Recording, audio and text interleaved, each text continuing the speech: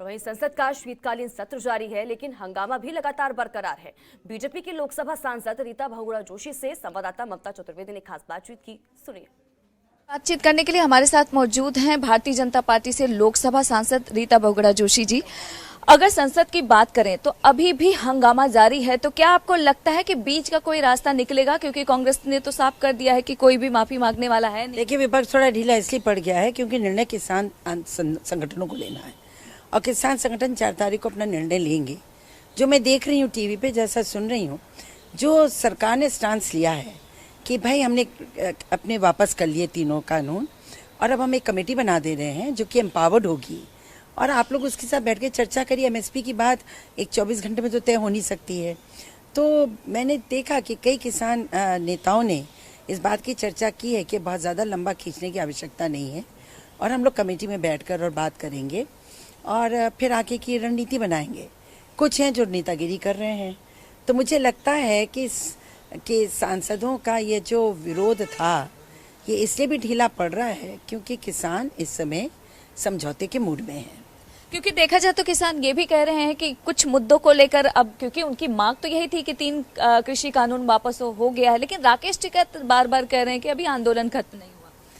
देखिए, राकेश टिकैत जी अकेले नहीं है, इसमें सैकड़ों संगठन हैं और वो आपस में बात कर रहे हैं। जो सब संगठन निर्णय लेंगे राकेश टिकैत जी को मानना पड़ेगा और नहीं मानेंगे तो फिर देखा जाएगा। आखिरी सवाल, आज लोकसभा में कोरोना पर भी जो नया वेरिएंट आया है उसको लेकर चर्चा होने की संभावना है। क्या आपको लगता है कि इसको लेकर और भी एहतियात बरतने की और हंगामा कम करने की जरूरत है? देखिए, बहुत डर की बात है, इसमें हंगामे की आवश्यकता नहीं है, चिंता का विषय है और सभी दलों के लिए, पूरे राष्ट्र के लिए है।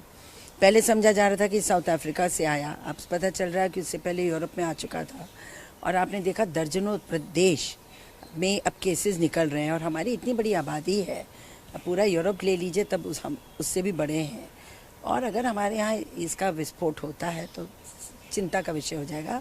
तभी देखिए, प्रधानमंत्री ने तत्काल बैठक बुलाकर और सारी व्यवस्थाओं को दुरुस्त करने के निर्देश पूरे देश को दे दिए हैं और कई सारे नियम बन रहे हैं जिसमें कि बाहर से ये वायरस हमारे देश में ना आने पर, अगर आए तो उसको कैसे टैकल करें। तो सबको एहतियात करना होगा। ये सरकार का काम मात्र नहीं है, ये कोई बजट नहीं है कि सरकार को अपने खजाने से निकालना है।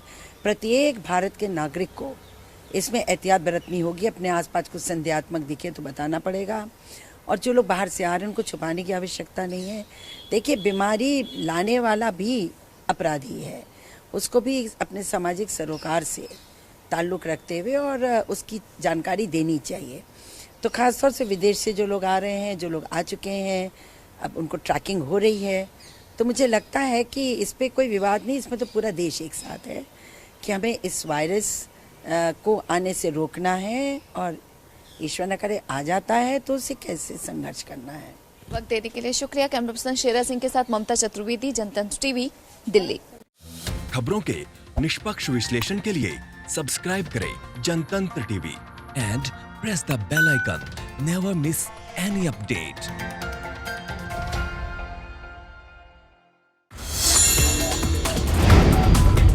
Download the Janatantra TV app, available on Google Play and App Store. Download it now.